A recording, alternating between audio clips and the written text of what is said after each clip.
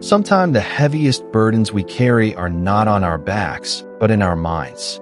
This story will make you pause, reflect, and maybe set something down you've been holding for too long. There was once a peaceful land where the rivers flowed gently and the trees whispered with the wind. In this quiet land, two monks were walking together on a long journey. One was an old monk around 60 years old, wise and calm, with a soft smile and patient steps. The other was a young monk about 25 years old, curious, strict, and serious about rules.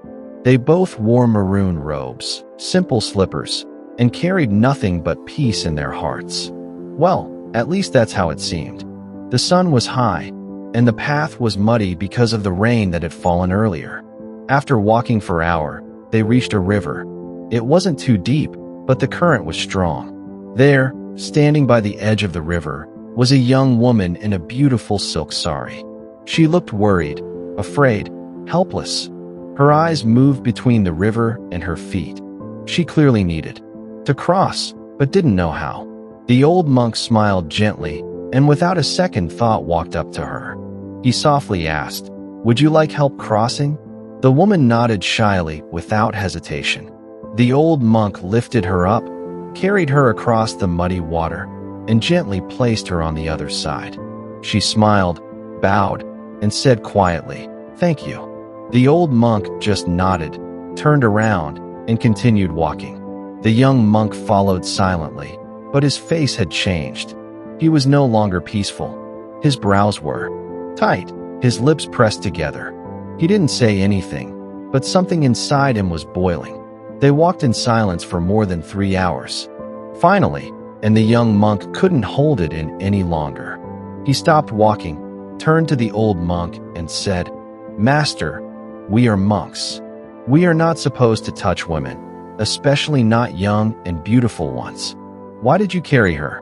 The old monk stopped. He looked at the young monk with calm eyes and said something the young monk would never forget. "I carried her across the river and put her down hours ago. But you, my dear friend, are still carrying her."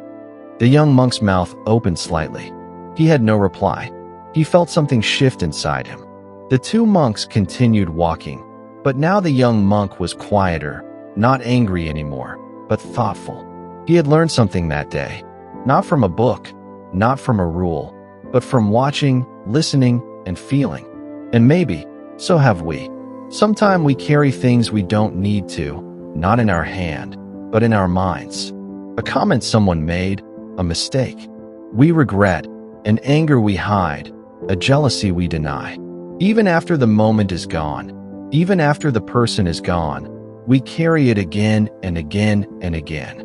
Like the young monk, we think we're walking forward, but really, no, we're stuck in the past. Don't carry what no longer serves you. Let it go and walk lighter. Until next time, stay safe.